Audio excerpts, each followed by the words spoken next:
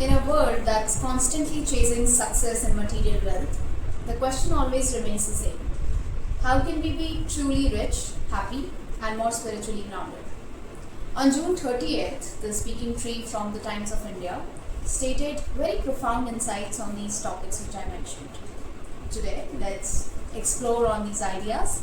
Let's reflect on the ways how can we align our material wealth with our inner peace, and also how by being more spiritually grounded, we can be not only more richer, but also can lead to a more meaningful life. That's it, sir. Great, super. So Sajal, I also read the article. I hope which you were just talking about the article. I think yesterday article, right? And the article name was "We want to get rich, happy, and spiritually strong," right? Okay.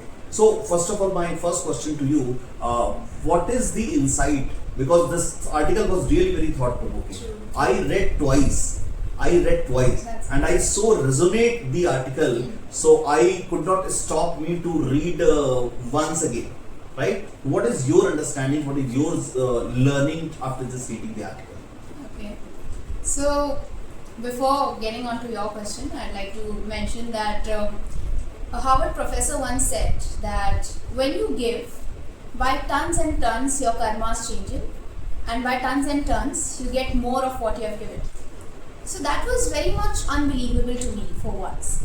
But once I've gone through this article, once I've read about all these insights which the speaking tree talks about, I am now very much convinced that once you give, the circle of abundance starts to happen.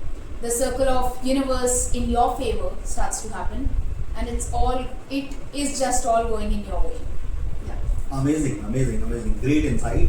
And now I will ask you, what is the joy of happiness or the abundance of the happiness? Yeah. Because in this article it is clearly defined the joy of happiness and the abundance of the happiness. What is your understanding about this? So by abundance of happiness, or in which the article has also mentioned that the circle of abundance, that basically comes with the idea of circle of thankfulness. When you start to acknowledge that what you have is not something which is given to everybody, what you have is priceless. The air we breathe, the hearts which right now pounding, the laughter on our friends, and the happiness around us, everything is priceless. It does not come with a price tag, but then it does not mean that we ignore it, right? So when we start to acknowledge it, that is the only moment we try to realize that how rich we already are. It does not actually mean that we get a certain amount of cash and then we say that okay, I'm this much richer or I'm this much, in the income level. So when you get to acknowledge that okay, I'm already being thankful to the things I have, then you start to accept more, and eventually the universe works in your favor and you start to get more. When you get more, you tend to give more. And when you give more, you again get more, because that is the circle of abundance. Perfect. And it works in such a beautiful manner that you feel so contented, and also at the same time, you have led a other person or some other lives to be breathing more in an easier manner, right? So I think it works in a more beautiful way like this. Perfect. And it is just you can also just relate this thing with the power of gratitude. Because it is similar. So gratitude means whatever we have, if we say thanks to the universe again and again, that we are blessed with the healthy body, blessed with the right mindset, blessed with the family, blessed with the country, like that, then definitely universe get a very positive message, right? And universe reflect in a similar fashion and gives you back. So the more you gratitude, the more you get the abundance of happiness. Right? Okay, super, great. And Sajal, my next question to you: have you ever experienced the joy of giving in your life? See, joy of giving is something which comes with a massiveness of blissfulness. So it's always amazing to give, and I've been fortunate enough to have this blissful experience in my life many a times. I'd like to share a recent example. It was your birthday, and so it's our kind of a tradition in our family that we always instead of celebrating, we do celebrate birthdays. We do have a party, but apart from that, we also feel that we can make some special days more meaningful, more adding on to our lives and also to other lives, you know. So what we do on our birthdays, any birthdays in our family, is that we go out, we search for people who truly are craving for that one meal of the day, who truly are craving for that one glass of water in the scorching heat outside. So we search for these people, and it's not easy to actually find these people. At times, you know, we tend to find some, you know, wrong people, and then they are very much, you know, adamant that okay, I do not want all these things. But it's okay. At least we are making efforts to, you know, to find people, to look for the needy ones, because India, as of now, is living in 2/3 of the poverty state. So it feels like a moral duty to, you know, to go out, to look for people, and to actually, you know, help them. And by helping them, it not only, you know the smile on their faces, the big laughter on their faces when they say thank you Didi, thank you uncle, it gives an immense source of joy. And I think maybe that is more, you know, beautiful than a birthday wish. That thank you uncle, that thank you Didi is like much more than a happy birthday. So I feel, yeah. Very rightly said. So, Sajal, do you have any question?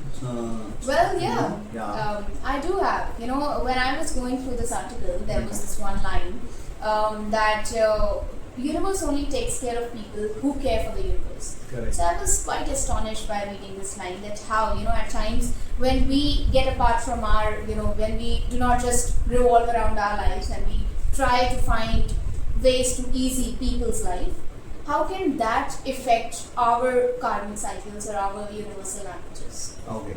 So, Sajal, I totally believe the philosophy of karma returns, right? So, karmas actually means matters a lot in your life.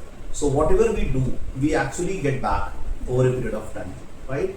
So, when the feeling richness means not necessary that you have the abundance of money and you have the hefty amount of the money keep in your account, right? If you are, might be possible earning less, but if you feel rich means if you feel that yes, whatever I have in the same amount, I can contribute to the society, right? I can celebrate my life in a very different manner, right? So feeling rich or the richness is the mindset actually. It is not the physical condition, it is actually your mental condition. So if you are mentally rich, then definitely you can enjoy the richness rather than the physically rich means the amount of the money and all like that. And it actually directly relate to the universe, because so I believe a lot because I experience a lot in my life on a day-to-day basis. So I'm feeling very blessed to have this kind of mentality, this kind of the thinking which I'm having, and I'm actually getting benefits on a daily basis, right? That's amazing. Yeah. My last question to you, Sajal, because we read Times of India and especially the editorial, the page, this speaking tree, and speaking tree is very, very thought-provoking every. So, what is your understanding and what is the message to the youth, especially the young people like you? Yeah. Those are just preparing for the competitive exam and all. What is the relevance of this speaking tree? And if we read speaking tree on a daily basis, what change we can feel, we can just create in our life? Okay, alright. So, about speaking tree, well, it's not only catering to the age brackets. I feel that speaking tree or the newspaper thinks it is something which every age bracket person should read, because they bring, you know, immense insights to our life. But catering to this particular article in the entire Times of India, I feel that when you're going through all these news of these, you know, of your country, of your city, of the world, what's happening, and when you finally come to the speaking tree article, where it's not talking about any factual information, it's not talking about this happened, that happened, but it's talking about some next level insights. It's talking about some emotional relevance of a religion, or maybe of a culture or a tradition. And it's always catering to the current affairs, but the current affairs are presented in a manner where it's not just giving or spitting facts.